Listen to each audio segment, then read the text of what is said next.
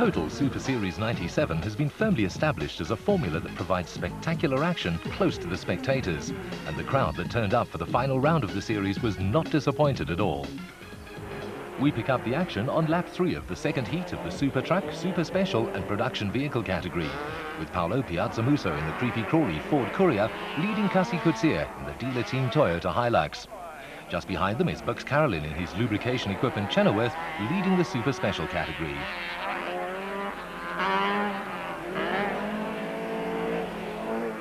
Piazzamuso's bad luck of the previous meeting has continued, the Midrand-based driver picking up a puncture in Heat 1.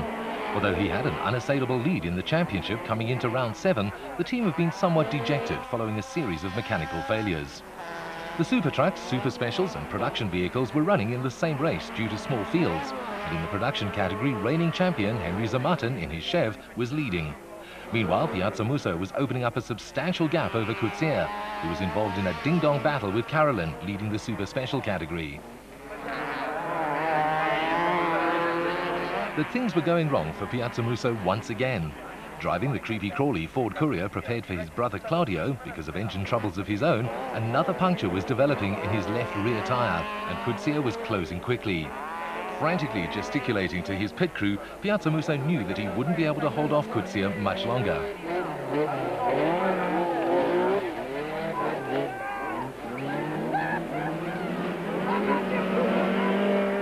No rear-wheel driven vehicle can keep on handling well with a flat rear tyre, and with Coetzee closing rapidly and Richard Leak in the Castrol Toyota Hilux on his line, Piazzamuso didn't even try to defend his position.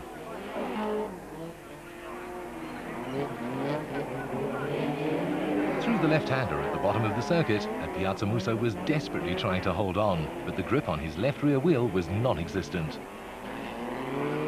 The rapidly disintegrating tyre was destroying the Creepy Crawly Ford's bodywork, and Piazzamuso had his hands full to try and control the vehicle. All of this allowed Bux Carolyn in his lubrication equipment Chenoweth to move into second position overall, still leading the Super Special category. And he wasn't that far behind Coetzee's dealer team Toyota Hilux either. Coetzee was tapping off to ensure that he held on to his lead. Carolyn, meanwhile, was enjoying mixing it with the Super Trucks. He's been having a problem with electrics recently, but those seem to have been solved. Defending champion Wolf-Peter Fumfai had a problem in Heat 2, following a second position in Heat 1, while Henry Zermatten, leading the production vehicles in his Chev, was having an almighty dice with Max Moore in his WPP Footloose, who was second in the Super Specials behind Carolyn. So the disappointing day continued for Paolo Piazzamuso and the Creepy Crawly Ford Courier team, while a second victory for the day was beckoning for Kasi Coetzee and the dealer team Toyota Hilux crew. Coetzee took it, while Piazzamuso completed enough laps to be classified second. In the production vehicles, Zermatten triumphed, while Carolyn won easily in the Super Specials. Paolo, you've now won the championship. How do you feel? I feel very happy. I'm glad for the Ford Creepy Crawly Courier team that we won the championship. It's never easy to win a championship, but we're very delighted about it. In the 200cc motorcycle category, Elna Fox Kawasaki rider Freddie Fourie had already won the 2 qualifying heats and was determined to seal the championship with another victory. But it wasn't going to be that easy if Peter Wrigglesworth on his Yamaha had anything to say about it. Piet Pienaar on his Honda slotted into third position ahead of Brett Gray on another Elna Fox Kawasaki. Wrigglesworth finished second to Fourie in both the qualifying heats and was in a determined mood. But Pienaar dropped out of the top 4 when he overcooked it at the bottom of the circuit. Now Wrigglesworth was opening a gap over championship contenders Fourie and Gray. This had all the makings of a classic battle as Wrigglesworth was trying to extend his lead, while Fourie was shaking off the rest of the field and starting to haul in the Yamaha rider. Brett Gray was keeping a close eye on proceedings. Round the left-hander and downhill towards the bottom of the circuit, and these 3 riders were pulling away from the rest of the field. Gray, who was trailing Fourie in the championship, was desperately trying to stay in touch. The 2 Elna Fox Kawasaki riders had been dominating all season, and this was their last opportunity to put a seal on that performance.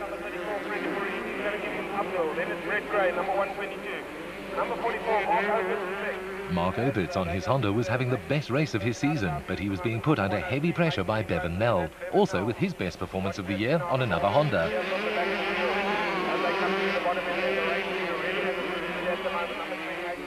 Wrigglesworth, Yamaha, then Fourie, Elna Fox Kawasaki, and Gray, also Elna Fox Kawasaki. And in the background, the battle for fourth. Opitz, Honda, Nel, Honda, Grant Hugo, Kawasaki, and reigning champion Petrus van Vuuren, Elna Fox Kawasaki. Mark Opitz was a revelation as he pulled away from the rest of that group and is definitely someone to watch out for in the future. The crowd were loving the close battle for the lead, and 5 laps into the race, Fourie was hot on the heels of Peter Wrigglesworth. Through the chicane, and Fourie pounced as Wrigglesworth lost a fraction of a second, diving to the inside of the left-hander, and the Elna Fox Kawasaki rider had the lead.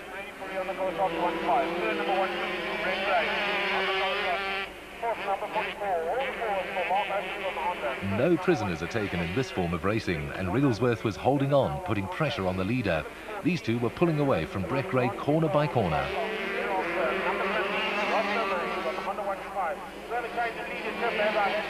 Behind them, the battle for fourth had taken some casualties, and Opitz and van Vuuren were the only 2 combatants left.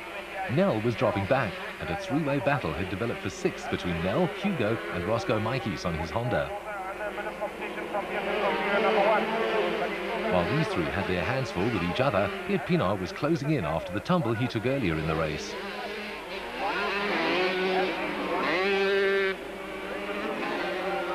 Back to the leaders, and Peter Wrigglesworth on his Yamaha was slowly losing touch with Freddie Fourie on his Elna Fox Kawasaki. But this was where the interest lay. Hugo going around the outside, and Opitz is down. He lost 3 places as Hugo, Nel and Mikes go past. Opitz is down to 8th.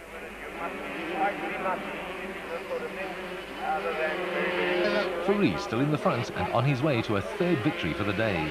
Wrigglesworth desperately holding on and hoping for a mistake by the leader and soon to be crowned champion. But look at this, a hectic scramble further down the field. Hugo in 5th, then Nel and Geert Pienaar slicing through the field. He takes Nel, and now Hugo will soon see the wrath of a man possessed. Van Vuuren still 4th, but behind him Pienaar is rapidly closing in on Grant Hugo, Kawasaki defending against Honda. Pienaar is an experienced motocross rider and is not afraid to go for the smallest gaps. Pressure often creates these gaps, and that was the strategy the Honda rider was adopting. And it worked. Just a small little slide by Hugo, and Pienaar pulls up beside him. Pienaar has the speed on the run to the right-hander, and yes, around the outside. What a ride. But Grant Hugo could feel very satisfied with his performance in the race. But nobody had an answer for the flying Freddie Fourie on his Elna Fox Kawasaki, who took his 3rd victory of the day and clinched the championship. Pienaar continued with his storming ride and pushed Van Vuuren down to 5th, while Hugo, Opitz and Fick saw the results of some great rides. Thank you very much. My start wasn't too good. I battled a bit getting past Peter. I was just more worried about Brett behind me. I don't know where he was. Yeah, I just passed Peter and tried my best. I pulled a little gap, and that's where I stayed. That's the championship, of course, as well. Yeah, I'm very happy about that. I'm really chuffed. I worked hard. First round I had a bit of bad luck, but I worked hard and I got it finally.